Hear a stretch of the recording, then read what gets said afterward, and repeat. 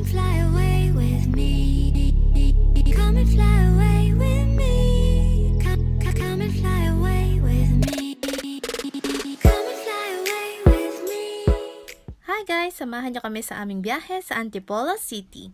Excited na nga kaming lahat kaya naman sumakay na kami sa narent naming van. At exactly 6:30 ay umalis na kami para hindi kami abutan ng traffic. Hindi pa man nga kami nakakalayo ay nagtatanong na ang isang bata kung malapit na daw ba kami sa aming pupuntahan. So, malapit na kami. Diba? Malapit na kaya kami sa simbahan na malayo. So, mag-aaral din kami. Nagala. Namamasyal. 8:06 AM ay narito na nga kami sa Antipolo City. At ito na nga, natatanaw na namin ang Antipolo Cathedral. Doon sana kami magpapark sa loob, kaya lang that time, marami kasing nagpipilgrimage kaya full parking na agad. Dahil maaga pa kami para sa susunod na mass, which is 9 o'clock AM, naglakad-lakad muna kami at namasyal sa area. At ito na nga ang isa sa pinakagusto kong lugar sa loob ng Antipolo Cathedral, ang kanilang lounge and restrooms. Fully air-conditioned, napakalinis, napakabango at napaka-presko talaga sa lugar na ito. Mas gugustuhin mo pa talagang tumambay dito kaysa maglakad-lakad sa labas. Hindi pa rin nga natatapos ang misa kaya naman nagpicture-picture muna kami sa harap ng simbahan.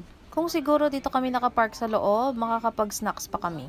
So, after namin mag-picture-picture, pumasok na din kami sa loob ng simbahan para maghanap naman ng aming mauupuan. Wala pa kaming nahahanap na vacant seats, kaya nagpunta muna kami sa area na to na kung saan nandoon yung mga religious statues. Pagkapasok nga pala dito ni Vince, isa-isa niyang hinipo ang mga santo dito. Kung di nyo natatanong, napakamadasaling bata nito.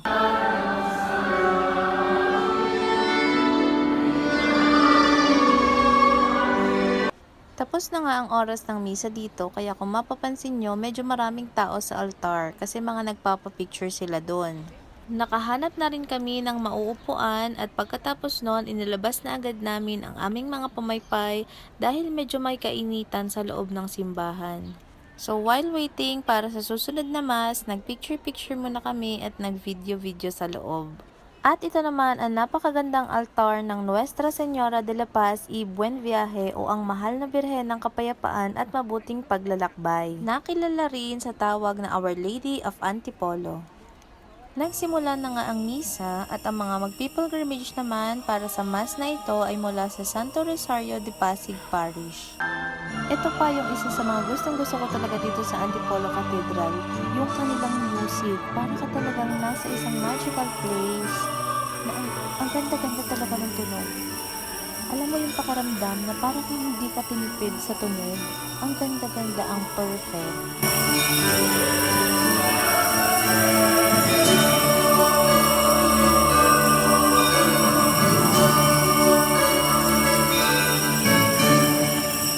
Ito naman yung during offering time. So, sa mga oras din na to, feeling ko talaga umiikot yung paningin ko. Talagang nahihilo ako. Siguro dahil sa init at dahil sobrang daming tao. Kaya humingi ako ng Vicks para ilagay ko sa ilong ko. Kasi nahihilo na talaga ako ng mga oras na yan.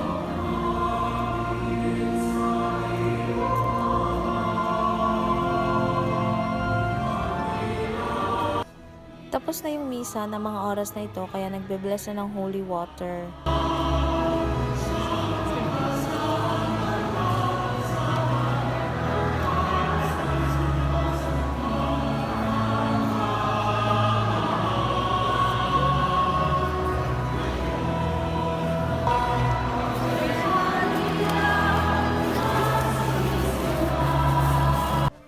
Ito naman yung pinupuntahan namin right after ng misa. So, para siyang museum kapag pinasok mo siya sa loob. Dito mo makikita yung iba't ibang mga naging kasuotan ng Mahal na Birhen at dito mo rin makikita yung iba't iba pang mga religious articles. Isa pa sa ipinunta namin dito ay para makahawa kami doon sa veil ng Mahal na Birhen. Kaya nga lang, unfortunately, hindi na siya inaalaw. At ito na nga, wala kaming kamalay-malay na nasa tabi lang pala namin si Miss Universe Philippines 2024 Chelsea Manalo. So we got the chance na makapagpa-picture kami sa kanya. Napakatangkad niya in person and napakabait pa. So, lahat kami nagpa-picture talaga sa kanya. At ito na nga yung sinasabi ko sa inyong pinipilahan namin para makahawak kami doon sa veil ng mahal na birhen. So, unfortunately, hindi na nila dinidisplay yon. So, namasyal na lang kami dito sa loob. Kahit yun na lang lagi yung nakikita namin every time na mag-visit kami. So, hindi kami nagsasawang tignan yung mga nakadisplay dito.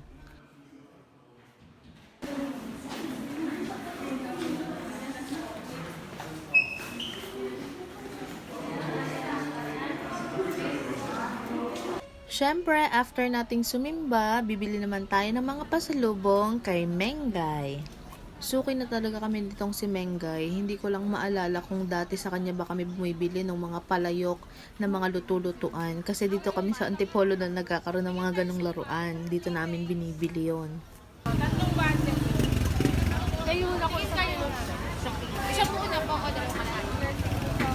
At syempre, may pa-free taste sila ng suman at ng kasoy. Syempre, hindi natin tatanggihan yan. At lahat talaga kami binigyan ng free taste ng kasoy at suman. Sabi ko, huwag na lang kaya tayong bumili. Tumikim na lang tayo ng mga free taste dito.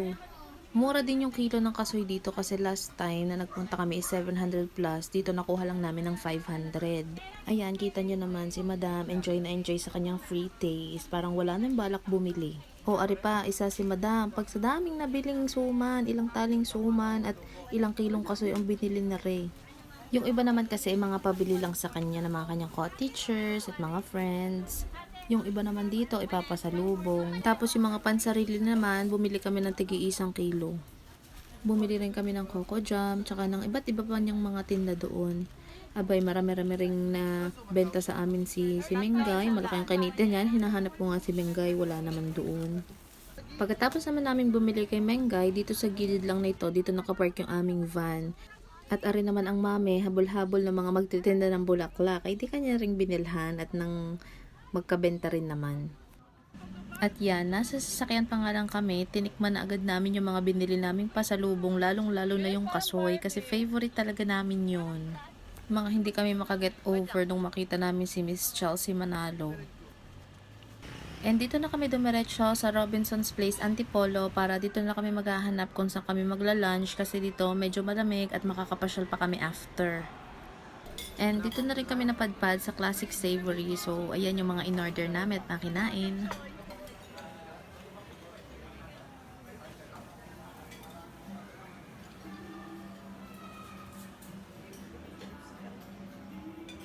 So, after namin makapag-lunch, naglibot-libot muna kami sa mall hanggang sa nakarating kami dito sa Tom's World para naman makapaglaro-laro ng konti si Vince.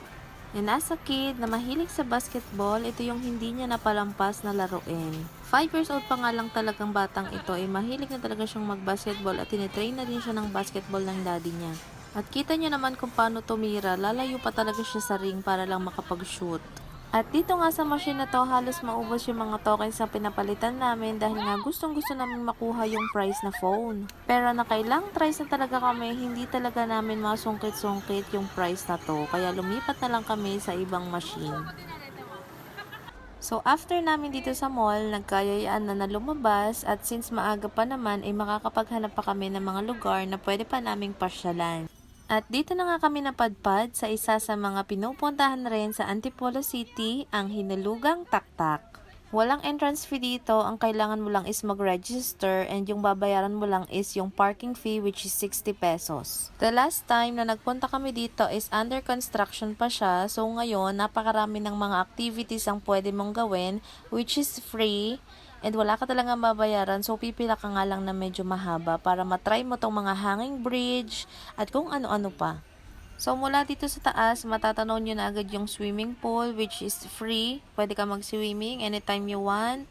May mga cottages din na libreng gamitin. Pwede ka mag-picnic, pwede ka magdala ng upuan mo. So kami hindi na kami nagdala ng pagkain kasi kakakain lang namin yan. So, yung una naming tinarget is yung mapuntahan yung falls para makapagpa-picture-picture kami doon. And then, saka na lang namin pupuntahan yung iba pang mga areas dito. Ayan, medyo malayo-layo rin yung aming nilakad. Pero, okay lang kasi puro pababa naman yung dinadaanan namin. And ka-video call ko rin nga pala dito si Julius kasi first time namin siyang hindi makakasama sa aming Antipolo trip. Kaya pinapakita ko sa kanya yung mga pinupuntahan namin. Ayan, hindi ko na talaga mabilang kung ilang steps na ba ang aming nadaanan. Pero ang alam ko, malapit na kami sa falls kasi naririnig ko na yung malalakas na patak ng tubig.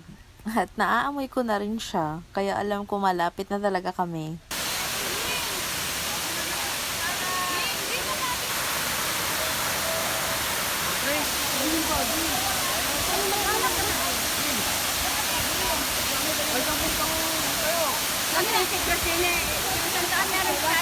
Marami pang pwedeng puntahan kaya lang napagod talaga kami sa pag-akyat-akyat sa mga hagdan kaya nagkatamaran na rin kami.